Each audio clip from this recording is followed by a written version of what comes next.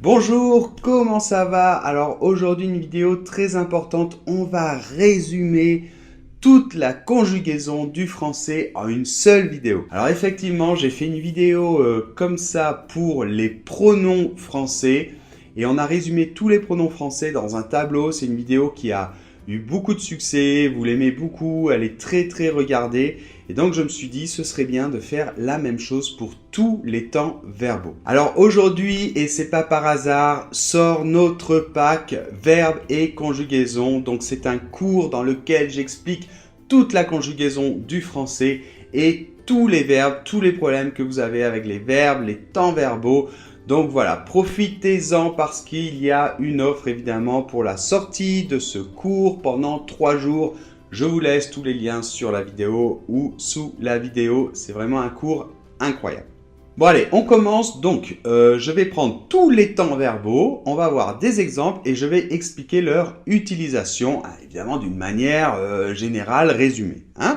Et donc, à chaque fois, au fur et à mesure, on va construire notre tableau et à la fin, le tableau comportera tous les temps verbaux du français. Alors évidemment, par quoi on commence? Évidemment par le présent de l'indicatif.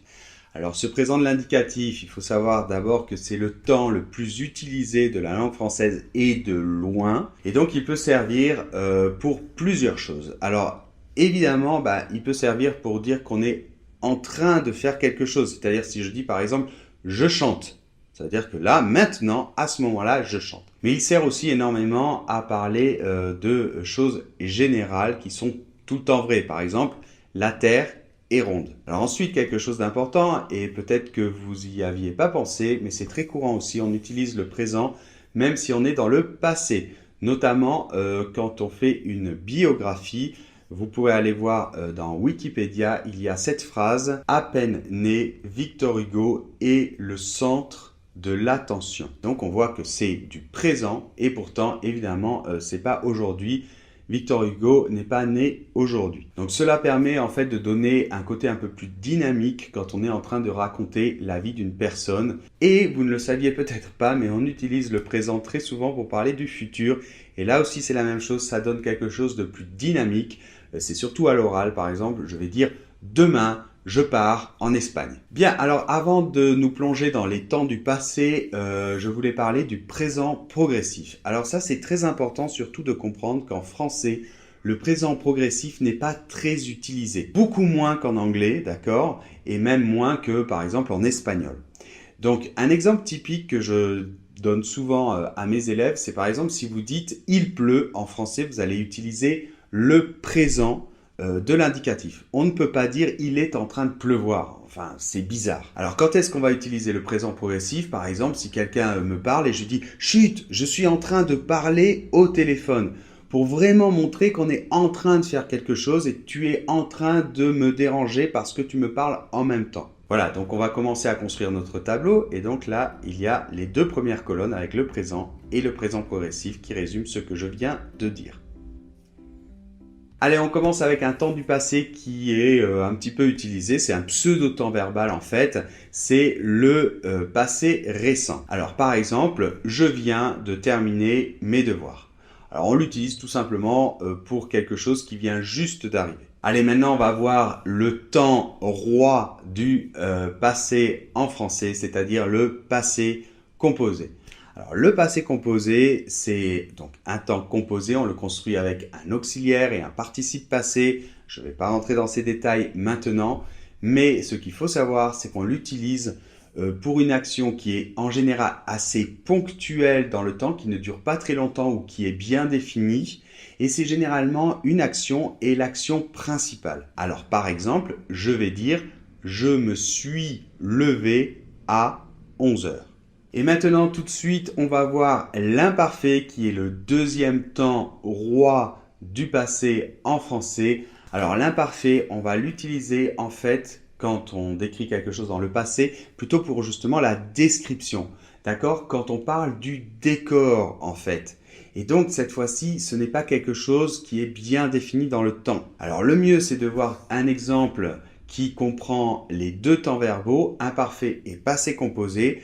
Donc je vais dire par exemple, il faisait beau, les oiseaux chantaient, tout était tranquille quand tout à coup, Jean est entré. Donc on voit bien là le décor avec l'imparfait et l'action principale courte avec le passé composé. Allez, il est temps de voir tout cela avec le tableau qui se construit donc au fur et à mesure. Donc maintenant voilà, j'ai rajouté là en rouge 3 temps du passé et on va continuer parce qu'il y a d'autres temps dans le passé. Alors ensuite, il y a d'autres temps dans le passé, notamment le plus que parfait. Alors le plus que parfait, en fait, il va tout simplement servir à marquer une antériorité. Par exemple, quand Paul est arrivé, ils avaient déjà mangé. Alors ensuite, un temps qui est très intéressant, c'est le passé simple. Alors le passé simple, c'est un peu spécial en français parce qu'on ne l'utilise quasiment jamais à l'oral. C'est vraiment un temps verbal qui sert dans principalement le roman, dans les livres, quand on raconte des histoires, ou alors dans les contes. Alors pour faire simple, on peut dire qu'il a le même rôle que le passé composé, mais dans le roman. On va voir tout de suite un exemple. Paul entra dans la pièce. Alors le passé antérieur, en fait, c'est un temps qui va servir à marquer l'antériorité, justement là aussi dans le roman. En fait, c'est le temps composé du passé simple. Voyons tout de suite un exemple. Quand il fut parti, tout le monde reprit son calme. Donc passé antérieur qui marque l'antériorité et après le passé simple. Allez, il est temps de faire un petit résumé. Donc voyons notre tableau. Maintenant, on en a terminé pour tous les temps du passé. Et donc tu vois, plus que parfait, passé simple, passé antérieur. Et maintenant, eh bien oui, nous allons passer dans le futur. Donc le premier temps à connaître du futur, il est assez facile à construire. En fait, c'est un pseudo-temps verbal. C'est ce que l'on appelle le futur proche. Alors le futur proche, il sert évidemment à parler du futur pas trop loin dans le temps, du futur proche.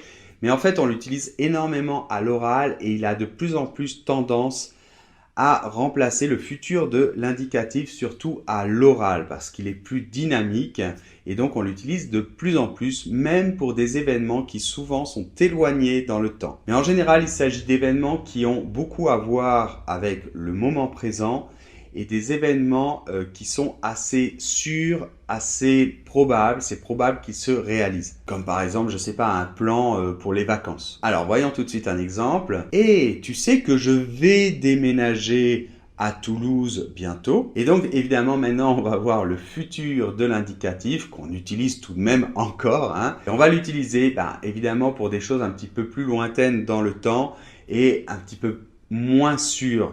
Par exemple, un enfant qui se projetterait dans le futur et qui dirait « Quand je serai grand, je serai vétérinaire ». Évidemment, il existe un temps composé du futur et c'est ce qu'on appelle le futur antérieur. Alors tout d'abord, eh bien, il sert à marquer l'antériorité.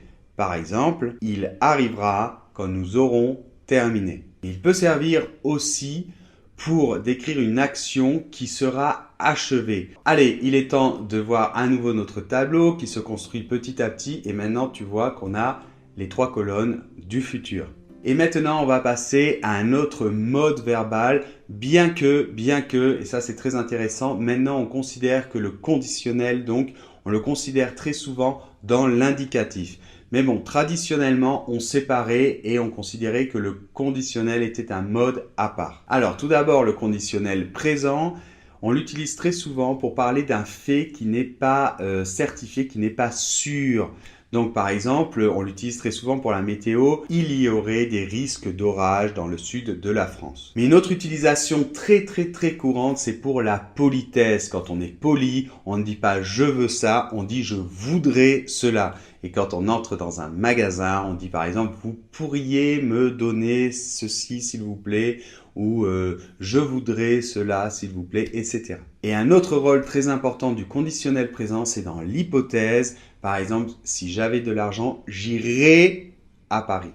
D'accord? On passe maintenant au conditionnel passé. On l'appelle comme ça, mais en fait, c'est le temps composé du conditionnel présent. On aurait pu l'appeler le conditionnel composé. Alors tout d'abord, il sert à exprimer un fait qui n'est pas encore vérifié. Par exemple, des scientifiques auraient découvert le squelette d'une nouvelle espèce de dinosaure. On l'utilise énormément quand on veut exprimer des regrets, par exemple « j'aurais voulu être un artiste » ou encore des reproches « tu aurais dû me dire cela ». Et finalement, on l'utilise aussi dans l'hypothèse, c'est ce qu'on appelle l'hypothèse irréalisable. Donc c'est par exemple « si j'avais étudié, j'aurais pu partir, blablabla, blablabla ». D'accord? Donc c'est une hypothèse irréalisable parce que ça veut dire que c'est passé et je ne peux plus revenir dessus. Donc il est temps à présent de faire un petit point et voici le tableau qui apparaît à nouveau et tu vois apparaître donc les deux colonnes du conditionnel. Alors maintenant on va passer au subjonctif. Alors ça c'est un mode à part et c'est le mode qu'on appelle le mode de l'incertain. Bon alors je ne vais pas m'étaler là-dessus, de toute façon j'ai fait une vidéo qui résume un petit peu le subjonctif, je vous laisse le lien. Mais on va faire simple, on va dire que le subjonctif se trouve généralement après que. Donc par exemple, il faut que tu viennes à 5 heures. Et enfin, évidemment, il existe aussi un temps composé du subjonctif, c'est ce qu'on appelle le subjonctif passé. Donc il s'agit d'une action incertaine supposée réalisée au moment où l'on parle ou qui s'est passée avant une autre action. Alors voyons tout de suite des exemples. Par exemple, je ne crois pas qu'elle ait terminé. Ou encore, je veux que tu aies fini avant mon retour. Et on va voir tout de suite un petit résumé avant de passer à la suite. Voilà, donc tu vois apparaître tes deux colonnes du subjonctif. Alors il existe deux autres temps du subjonctif, mais on les utilise quasiment plus aujourd'hui, donc je ne les ai pas mis. Je veux faire un tableau qui est vraiment pratique, pragmatique et qui serve pour le français d'aujourd'hui. Allez, passons maintenant à un autre mode verbal, il s'agit de l'impératif.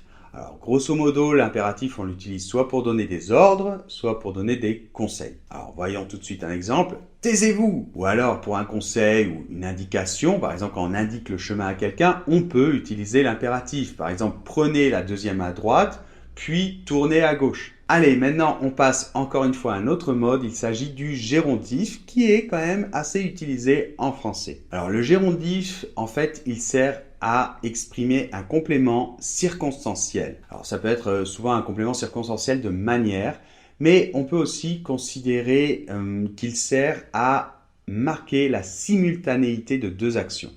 Voyons tout de suite un exemple. Donc, par exemple, il travaille en chantant. Donc on peut considérer que c'est la simultanéité chanter et travailler, ou bien on peut considérer que c'est un complément circonstanciel de manière, donc c'est comment, c'est en chantant. Alors voyons maintenant pour terminer le participe présent. Alors ça, le participe présent, c'est un temps verbal qui est très peu utilisé. En fait, on l'utilise surtout dans un style, par exemple, journalistique, dans les titres des journaux, mais à l'écrit en général. Alors, sa première fonction, c'est qu'il peut remplacer une proposition relative. Donc, par exemple, c'est une personne s'énervant facilement. Donc, j'aurais pu dire c'est une personne qui s'énerve facilement. Je peux dire aussi c'est une personne s'énervant facilement. Et il peut aussi exprimer la cause. Donc, par exemple, ce produit étant trop cher, il ne se vend pas. Donc il est temps de voir notre tableau à nouveau et voilà, donc évidemment là dans la vidéo ça fait un petit peu petit, tu as peut-être du mal à le voir, mais je te laisse ce tableau, tu pourras l'imprimer, je te le laisse à l'article qui correspond à cette vidéo, c'est-à-dire dans le blog de notre site internet. Je te laisse tous les liens évidemment sous la vidéo. Alors je sais, il y a des personnes qui vont me dire que je n'ai pas parlé de certains temps verbaux. Eh bien oui, c'est vrai, c'était quand même un résumé. Donc je n'ai pas parlé notamment du subjonctif imparfait plus que parfait. Je n'ai pas parlé non plus de l'impératif passé. Je n'ai pas parlé par exemple de l'imparfait progressif parce qu'il n'y a pas que le présent progressif. On peut utiliser ça dans l'imparfait. Je n'ai pas parlé du passé surcomposé. De toute manière, je traite tout ça en détail avec plein d'exercices et des super vidéos dans le pack verbes et conjugaison. Donc si tu es intéressé, n'oublie pas, comme aujourd'hui c'est le lancement de ce cours, eh bien il y a une offre pendant 3 jours. Donc je te laisse le lien dans la description de la vidéo et puis ça va sûrement apparaître aussi sur la vidéo. Voilà, donc c'est la fin de cette vidéo. J'espère vraiment qu'elle vous sera utile. Donc n'hésitez pas à mettre des pouces vers le haut et puis n'hésitez pas surtout à partager avec vos amis et surtout n'oubliez pas de vous abonner à la chaîne si ce n'est pas encore fait. On se retrouve bientôt dans une prochaine vidéo. Au revoir.